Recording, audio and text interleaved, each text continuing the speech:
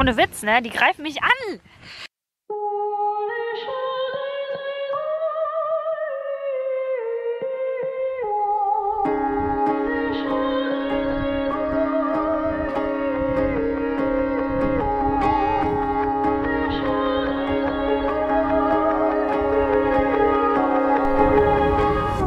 Nennen wir es das Corona-Sommerloch, in dem wir uns entschieden hatten, die Bikes ins Auto zu laden und uns auf den Weg in Richtung Balkan zu machen. Zugegeben, nach Sommerurlaub sah es erstmal nicht aus. Aber mit der Überquerung der Julischen Alpen wurde es dann schlagartig besser. Insgesamt 3 Tage waren wir unterwegs. Das lag aber natürlich nicht an unserer herausragenden Fahrgeschwindigkeit. Also es sind noch 400 Kilometer und wir fahren nach Montenegro. In der Google gibt es neuerdings das Profil Trecker. 3 Tage später waren wir dann endlich da, in Kotor. Normalerweise ein sehr lebhaftes Städtchen, vom Tourismus stark frequentiert. Doch in diesem Jahr ausgestorben. Nach der Stadtbesichtigung bei mittlerweile 38 Grad bereiteten wir uns auf unsere Tour vor. Willkommen in der Chaosbude. Alles abgeschottet, weil draußen ist so heiß. Das wird ein Spaß morgen. Bei unseren Recherchen waren wir auf der Tourismusseite von Montenegro auf die sogenannten Top Biking Trails gestoßen. 5 Routen werden hier auf mehr als 3000 Kilometer Mountainbike-Wegenetz hervorragend beschrieben. Mit einer Übersichtskarte lassen sich die verschiedenen Touren auch beliebig kombinieren. Unser Plan war, an der Küste in Kotor zu starten und dann über Danilovgrad in den Domito-Nationalpark zu fahren. Von dort aus wollten wir dann den wilden und bergigen Nordosten des Landes erkunden. Soweit der Plan. Und es kam doch alles ganz anders. Wenn um 5:30 Uhr der Wecker klingelt, dann weißt du, der entspannte Teil des Urlaubs ist jetzt vorbei. Wegen der angekündigten Hitze wollten wir schon vor Sonnenaufgang los. Was wir natürlich mal wieder nicht geschafft haben. So, wir sind in Kotor, 7:21 Uhr und es geht gleich los. Wir starten Richtung Lovćen, erstmal 1500 Höhenmeter am Stück bergauf. Das wird ja was. Wird eine warme Angelegenheit. Ist warm? Nö. Die hier sieht ein bisschen anders aus. Wir sind gerade erst losgefahren. Kann noch gar nicht warm sein. Aus warm wurde heiß. In 25 Haarnadelkurven und über 20 Kilometer führte der Anstieg hinauf zum Lovćen. Immer mit dem Blick auf die Bucht von Kotor. Hier ist der Ort, wo es normalerweise die kalte Cola gibt. Ah ja. Aber sieht nicht so gut aus. Da steht noch ein Bierkasten drin. Selbstbedienung. Statt kalter Cola ordentlich Grillfleisch. Aber dafür auch fast keine Autos. Ging es in sengender Hitze immer weiter hinauf zum Lovćen. I woke up this morning and put on a colorful robe. I glide down the staircase, feel as good as the sun is golden. Pour me some OJ in my tallest glass. Eggs over easy, 'cause I'm over you at last.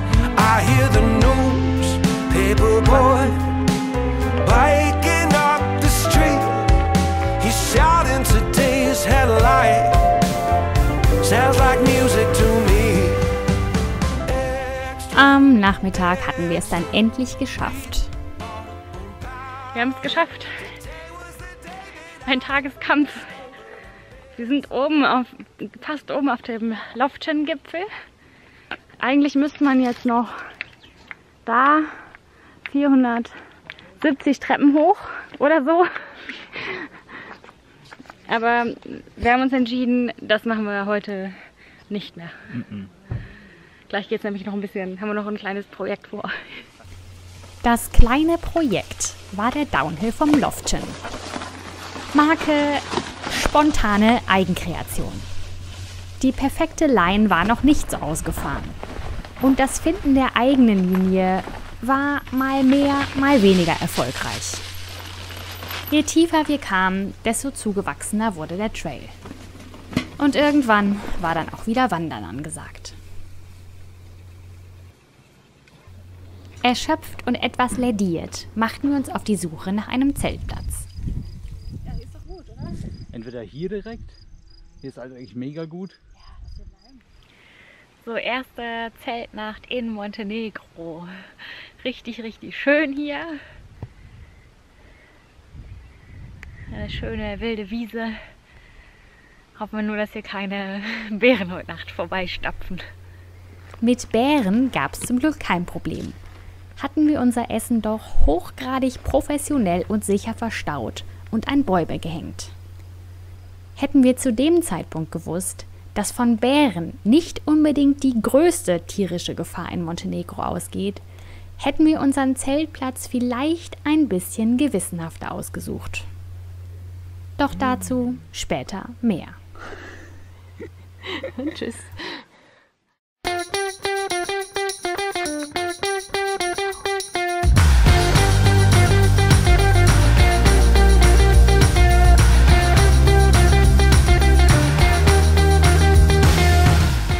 So, wir sind gerade auf der Abfahrt nach Dalinowgrad. Abfahrt stellt man sich eigentlich ein bisschen anders vor.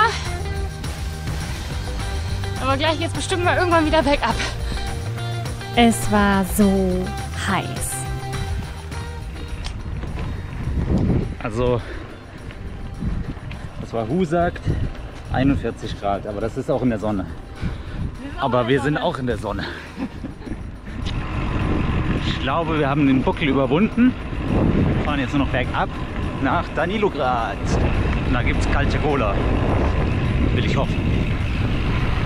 Vor allen Dingen Jakob würde noch lernen, dass kalte Cola nicht unbedingt das in Montenegro übliche Erfrischungsgetränk ist. Vor allen Dingen dann nicht, wenn man sich in der Mittagshitze 3 Stunden lang in einer Bar aufhält. Nach dem 4. Bier haben wir dann sicherheitshalber mal die Location gewechselt. Ist voll? Pivo-Bauch. Pivo-Bauch. Für die Gastfreundschaft. Was haben die da gesagt? Wie war der Spruch? I don't give a shit. Was hast du denn alles gekauft? Voda. Voda? Oh, Pivo? No Pivo. Heute kein Pivo mehr? Nee, heute nicht mehr. Nur Voda. Später Nachmittag. Bei erträglicheren Temperaturen und mit einem Jakob in Bestform entschieden wir uns, die nächsten 1000 Höhenmeter auf dem Weg zurück in die Berge doch noch in Angriff zu nehmen. Wir schafften es ungefähr 800 Meter aus dem Stadtzentrum von Danilowgrad heraus. Das läuft ja super hier. Ach du Schande. Für den einen war das Unwetter eine wohltuende körperliche Erfrischung. Für den anderen, ich sag mal so, kaltes Wasser hat noch niemandem geschadet. So schnell das Unwetter gekommen war, war es auch wieder verschwunden. Die Hitze war zurück. Nur jetzt eben mit ungefähr 150% Luftfeuchtigkeit. Ideale Voraussetzungen, um ein paar Promille abzubauen. Ich bin zittrig. Singing extra, extra, read all about it. Today was the day that I discovered I'm better off without it. Was ist ein eindeutiges Zeichen, dass man mal wieder duschen sollte? Ja, eine Dusche wäre tatsächlich nicht schlecht gewesen. Aber man kann nicht alles haben. Ich auch. Sieh mal. Punktlandung. Angekommen. Coole Hütte hier. Auf dem Anstieg in das kleine Bergdorf Studeno waren wir von Marco, einem montenegrinischen Studenten überholt worden, der uns zu dieser Hütte geführt hatte. Die Berghütte gehörte Zoran, der sie nicht nur selbst gebaut hatte, sondern auch mit ausgesprochener Liebe zum Detail eingerichtet hatte. Zoran war ein hervorragender Gastgeber, sodass wir uns den Bauch ordentlich vollschlagen konnten. Und der Bierdurst war auch zurück. Ein Juwel von Hütte. Gucken, was oben ist. Die Schlafräume. Oh, wow. Es war wirklich ein Traum von Hütte. Und in der frischen Bergluft haben wir echt gut geschlafen.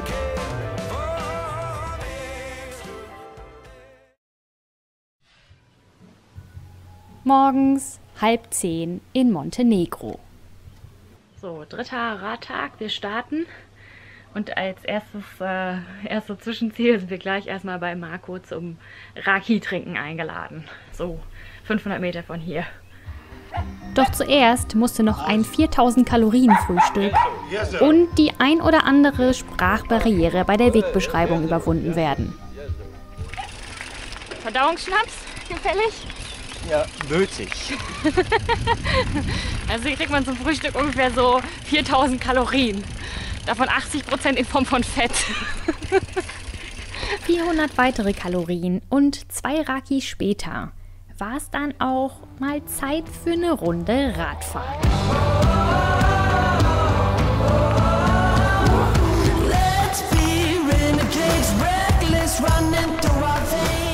Die Landschaft wurde wilder, die Wege ruppiger.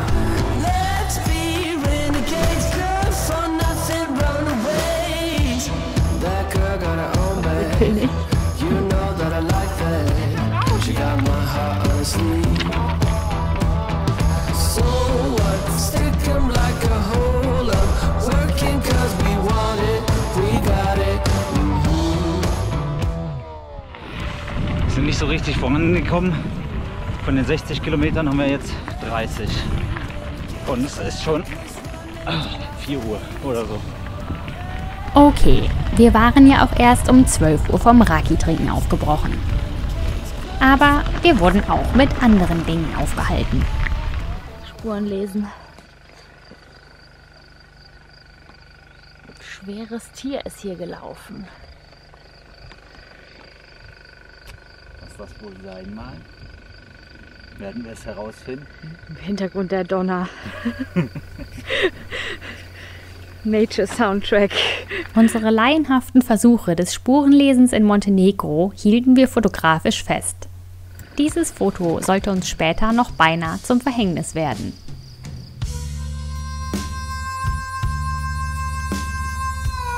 In der Abendsonne erreichten wir das Plateau von Vučje. Die letzten Kilometer über die aufgeweichte Wiese haben uns nochmal ordentlich den Stecker gezogen. Aber die Ruhe und die unglaubliche Weite waren einfach traumhaft schön.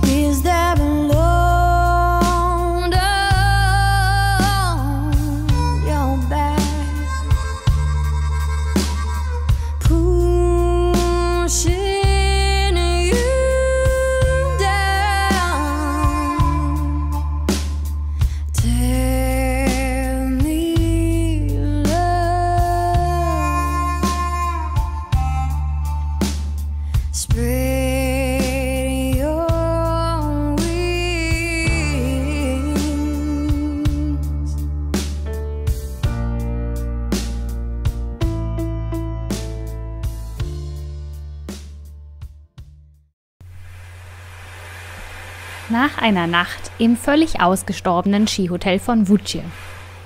Ausgeschlafen und frisch geduscht.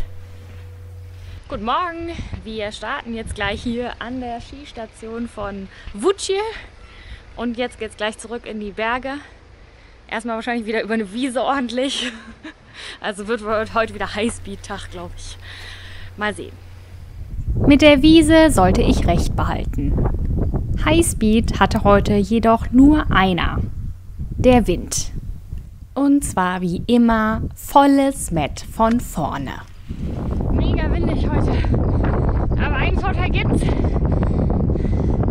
Wenigstens trocknen meine Wäsche gut. Montenegro heißt übersetzt Land der schwarzen Berge. Und zwar deshalb, weil die Berge in der Regel bis in große Höhen bewaldet sind.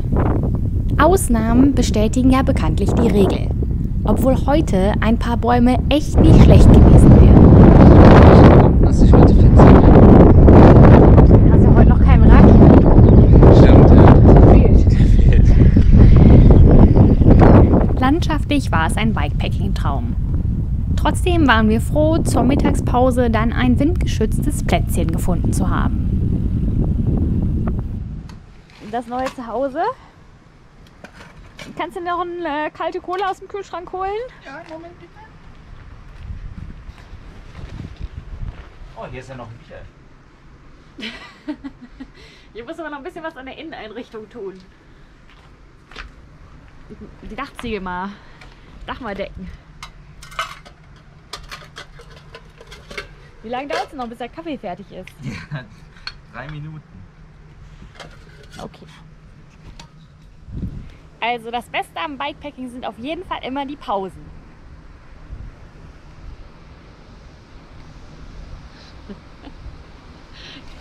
Man muss ja auch nicht die ganze Zeit zusammen verbringen. Cheers!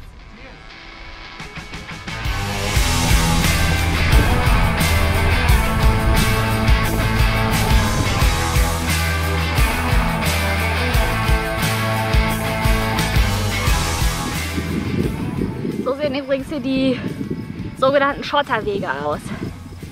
In der Routenbeschreibung war ständig von Macadam Roads die Rede.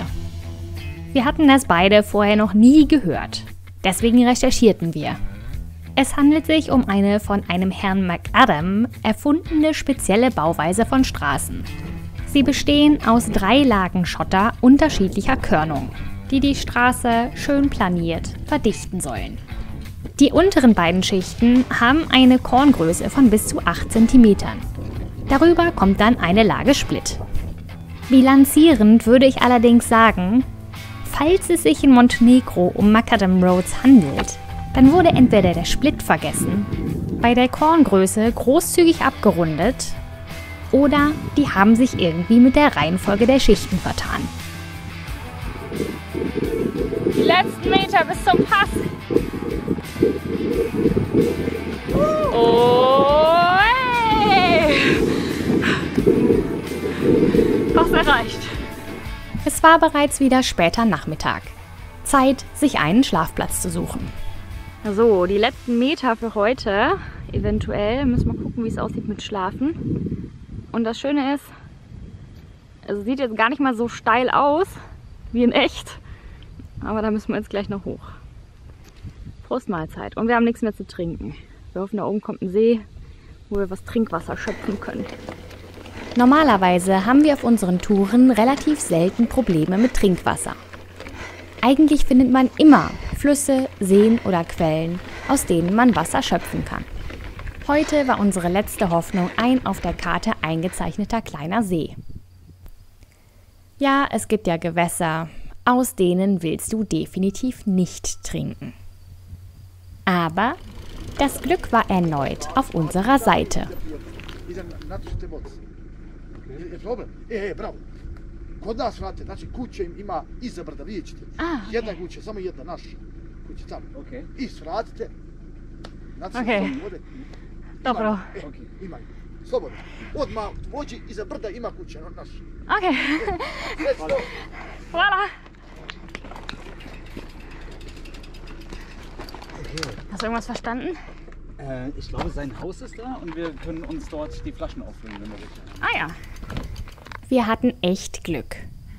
Danilo ist ein junger montenegrinischer Mountainbiker, der in den Sommermonaten mit seiner Familie auf dem Hochland lebt, um Schafe zu hüten. Er wollte Jakob kurz ein bisschen Wasser geben. Ich wartete und wartete und wartete. 30 Minuten später. Ich hatte mir schon Sorgen gemacht, Jakob wäre vielleicht von den Hirtenhunden gefressen worden. Arm gerettet? zumindest gerettet. Oh, was hast du noch alles mitgebracht? Milch. Oh, fürs Müsli morgen. Das ist ja cool. Danilo hatte nicht nur Wasser und Milch für uns, sondern hat uns auch gleich am nächsten Morgen um 8 zum Kaffee eingeladen. Ich glaube, das ist eh schon so dickflüssig. Das ist Sahne gar nicht so unähnlich. Bloß ein bisschen saurer. Was macht müde Männer munter? Milch. Unweit der Hütte bauten wir unser Zelt auf. Der Abend ohne Worte. When they tell you,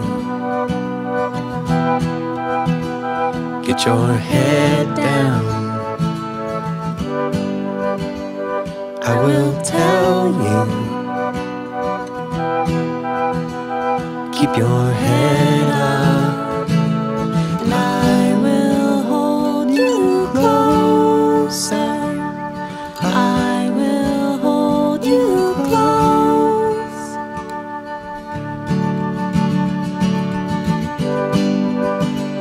Take your questions by the millions. Put your coat on, steal your kisses, and I will hold you closer. Guten Morgen. Ich dachte ja eigentlich, die Daunenjacke wäre übertrieben und der Daunenschlafsack. Aber heute ist es ein bisschen frisch hier auf dem Berg. Jetzt gleich sind wir erstmal noch bei unserem Hirten hier nebenan. Den haben wir gestern noch getroffen, zum Kaffeetrinken eingeladen. Und dann können wir uns vielleicht da ein bisschen aufwärmen, bevor es dann losgeht. Ah, da kommt die Sonne. Da es erst 8 Uhr morgens war, hatten wir noch nicht gefrühstückt. Aber ein Kaffee auf nüchternen Magen sollte ja kein Problem sein. Schauen wir mal, ob wir jetzt gefressen werden. Um zur Hütte zu gelangen, mussten wir an den Hirtenhunden vorbei. Eins kann ich sagen, sollte sich jemals ein montenegrinischer Hirtenhund von seiner Kette losreißen, dann möchte ich gerade nicht in der Nähe sein. Bei Danilo gab es dann Kaffee und, wie Danilo sagte, das perfekte Warm-up zum Radfahren. Uns war sofort klar, wir hätten vorher frühstücken sollen. Kurz vor Aufbruch und in Raki-Plauderlaune dachten wir fragen Danilo mal, welche Tierspuren wir denn gesehen hatten. War eine super Idee. Danilo wollte sofort die Hunde loslassen. Und es war schwer, ihn zu überzeugen, dass die Spuren wirklich nicht in der Nähe gewesen waren. Ist es voll? Nein, ich bin aufgewärmt. Aufgewärmt und mit Getränken versorgt. Nur das Wegbier hat Jakob diesmal ausgeschlagen. Eins ist wichtig in Montenegro. Man muss aufgewärmt in den Tag starten.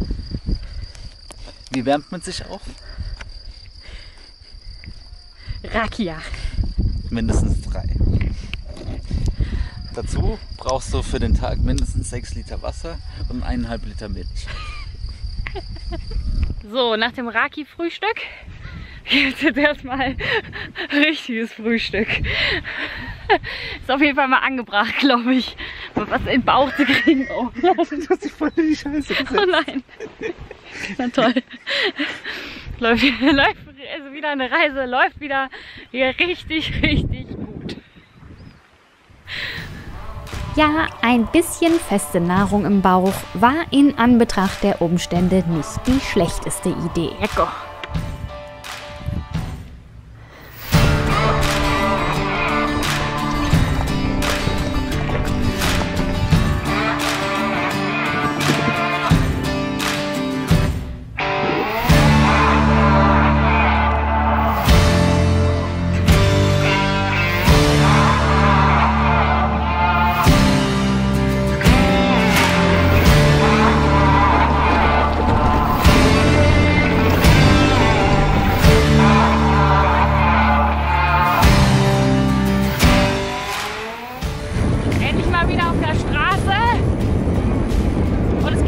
Größtenteils bergab.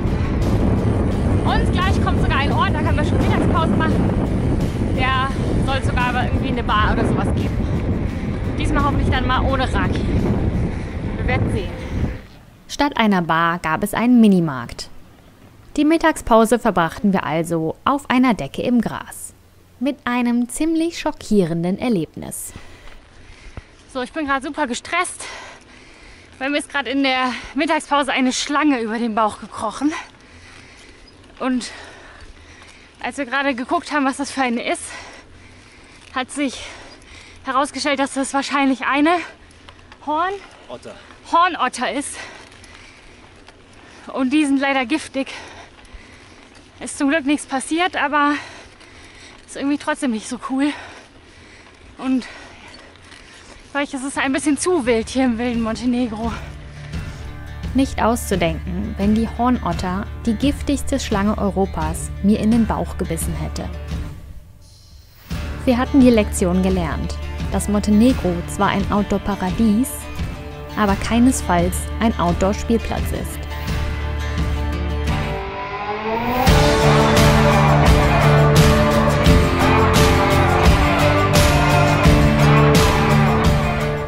Die Situation mit der Schlange hatte mir mehr zugesetzt, als ich zunächst eingestehen wollte. Wir entschieden deswegen, nicht wild zu zelten, sondern einen Campingplatz aufzusuchen. Ich hatte das dringende Bedürfnis, mich zu entspannen. Aber wilde Tiere muss man in Montenegro halt immer einplanen. Jetzt verstehe ich auch. Ohne Witz, ne? Die greifen mich an. Wir fanden heraus, dass es sich hierbei um Junikäfer handelt, die eine Koordination beim Fliegen haben, als hätten sie zu viel Raki gesoffen. Kann man nicht einmal seine Ruhe haben? Weg. Für den Menschen extrem nervig, aber zum Glück ungefährlich. Das gibt's doch gar nicht. Am nächsten Morgen brachen wir auf Richtung Žabljak und Domitor Nationalpark. Jedoch, nachdem wir am Morgen die Nachrichten gelesen hatten, war die Stimmung sehr gedrückt. Das bringt's auch nicht, dann würde ich lieber hier weiterfahren bis Žabljak. Nach mehreren Wochen ohne Corona-Neuinfektionen stiegen die Fallzahlen in den letzten Tagen wieder an. Wir mussten also eine schwierige Entscheidung treffen. Nee, Österreich hat beschlossen, dass der ganze Westbalkan Risikogebiet ist. Deutschland ist zwar noch nicht so weit, aber die 50 Neuinfektionen pro 100.000 Einwohner pro Woche, die werden wir hier bald auch übersteigen. Es sieht ganz so aus, als ob Corona auch hier sich wieder breiter macht. Unser Weg würde da hochgehen. Da oben sieht es nicht so pralle aus. Wir sind gerade dieses ganze Tal hier hochgeoxt, haben da vorne entschlossen, wir drehen um, wir lassen es. Wir wollen jetzt zum Auto zurückfahren, brauchen wahrscheinlich noch so 2 Tage, 3 Tage wahrscheinlich sogar noch zum Auto zurück. Und ja, dann mal weiter gucken. Gucken wir, dass wir irgendwie wieder Richtung nach Hause kommen. Richtung Deutschland, ja. Die Grenze noch offen. Genau. Schade! Super schade. Richtig ärgerlich. Mega schön hier. Und eigentlich nichts los, aber trotzdem, wenn wir halt nicht mehr nach Hause kommen, bringt es auch nichts. Ja, wir waren verdammt enttäuscht. Aber wir hätten auch nicht einfach so mit gutem Gefühl weiterfahren können. Das hat jetzt schon ein bisschen symbolischen Charakter. Da kommen wir her und da wollen wir hin. Let's go.